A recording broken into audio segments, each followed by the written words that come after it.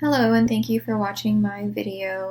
My name is Jackie Diem and today I'm going to be going over the Google slide presentation that I created in regards to my aha moments with Google Apps for EdTech 517 at APU. So we'll go ahead and get started on the presentation. I have used Google Slides before, but I had not used this template, so it was fun to fill in this template and see what it has to offer. There's my title page and the outline. So I'll be discussing my aha moments from Google Docs, Google Sheets, Google Slides, how I plan to use these things I learned in my middle school study skills class that I teach, as well as what more I hope to learn in the future. So for Google Docs, I learned that many educators and students already use Google Doc in the classroom daily and in diverse ways. It's not something that I used growing up in my education.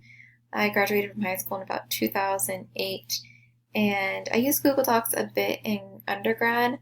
However, doing this presentation and throughout my first few months as a special education teacher, I learned that it's something that is already being implemented, which I didn't know that students in K through 12 were already using it. I also learned that it creates accountability. For example, if the teacher can view the Google Doc and see who is contributing what by looking at the not the comment section, by looking at the revision history. So the teacher can see who did what, who erased what, who edited, if someone is contributing much more than others, if someone is deleting other people's work, which might happen if there's some confrontation in the group, and it allows the teacher to step in.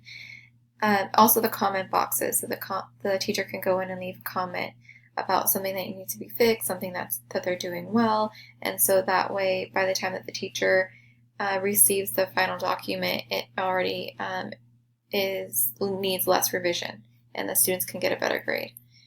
I also learned that when too many people can contribute, it becomes a little confusing and overly complicated. With our collaborative story, I'm not sure, but it was with quite a few people, the story wasn't very cohesive, and so I would limit the amount of students who contribute to a Google Doc to, I would say, maximum 4, ideally about 3, just so that it's not too many ideas and the writing piece flows.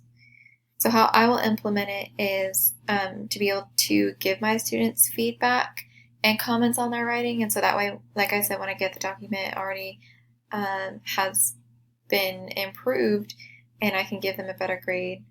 And also I would use it for group writing, and like I said, about 3 students as I think would be the ideal number. It's enough where they have enough ideas, but not too many where it becomes too many ideas and does not flow well. And what I hope to learn more about is how to format Google Docs more efficiently.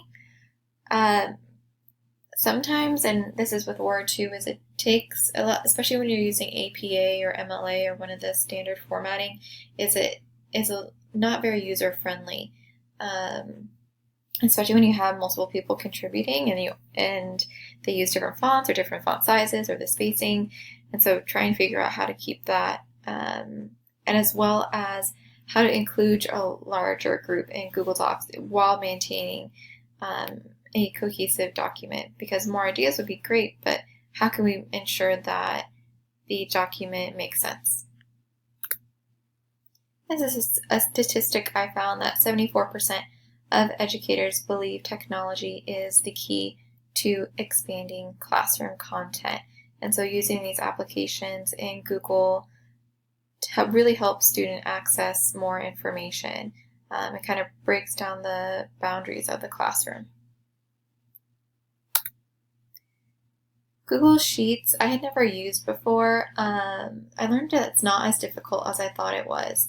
I previously tried to use Microsoft Excel, did not like it, and when I heard of Google Sheets, I assumed it was similar to Microsoft Excel, and so I didn't really try it, but messing with it during this module, I learned that's a great resource for my maintaining my gradebook, which I had not created yet. I had no really grade book. I had a stack of papers that were graded, and as progress reports were coming out, it was really great timing for me to discover that. And so I'll show you my grade book. So this is the overview, as you can see the tab down here. So 2 of my students have B's, 6 have C's, 1 has a D, and the percent range is tailored to my school as a mastery based, and they use a system, 4-point grading system, and so it's different than most other schools. And then so it's great to be able to adjust that. And the average scores, which is difficult to see here, but if you click down here on grades, you can see the class average is one of them. And then this is the title of each of the assignments, the number of points available, my students' names, and the total of points they could earn, and how many they did earn and their percentage in the class, which calculates to the grade. I added in these two, the total and the number earned. And it wasn't as difficult as I thought it was. I used the equals sum function, and I kind of just dragged across the row that I wanted to add up, and it auto-filled into here. And so it wasn't as difficult as I thought it was going to be. You just have to know, like, this is column G, row 8, H 8, I 8. And so once you kind of figure that out, and then you plug it in there, it's really not here. Exterior example is G3 to AG3. So G3 is here, and then I'm adding up all the way down, so I can even fill in more, all the way to AD.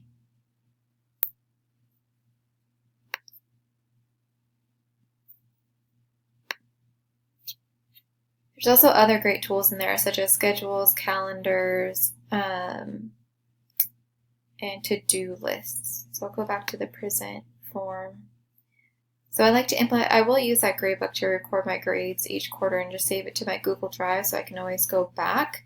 And then I also, and the reason I decided to do that is because it only allows me to record up to about 20 assignments in there max. And after a quarter, there's going to be more assignments in there that need to be added. What I hope to learn more in the future is how to use functions such as modifying grades when an assignment is excused. And so how I can type in like EX and the total number of points for that student decreases, so that's not counting against them in the total versus what they earned, and how to fix the individual student report section. So there is a section right here called individual report, which I'm not sure how, but there was an error that occurred, and I'm not really sure how that happened. So that's something that in the future I'd like to take a look at and see how I can use. And just to break up the presentation a bit with a graphic, I found this on the internet and I thought it was really great, and it speaks to how collaborative the Google apps are in education and how they allow for organization of ideas for students and as well as for teachers. Finally, Google Slides. I learned that's a great tool to present information with templates and to organize information. It's aesthetically pleasing because it's different from the typical PowerPoint that we've all kind of grown tired of seeing over and over and over. And it allows, again, like the Google Docs, it allows for collaboration by multiple users. So I could use it to assign a group slide project where multiple students have to contribute to the presentation, which is something that I will implement, as well as encouraging students to incorporate images, videos, and other technology. What I hope to learn more about Google Slides is how to create my own template. So if I wanted it to look a certain way, how could I create a template and then share it out with students where they can use it and plug in their information? As well as any other than presentations, how is Google Slides used in the classroom? Because it's such a, it could be used so many innovative ways. I would like to know more how people are using that.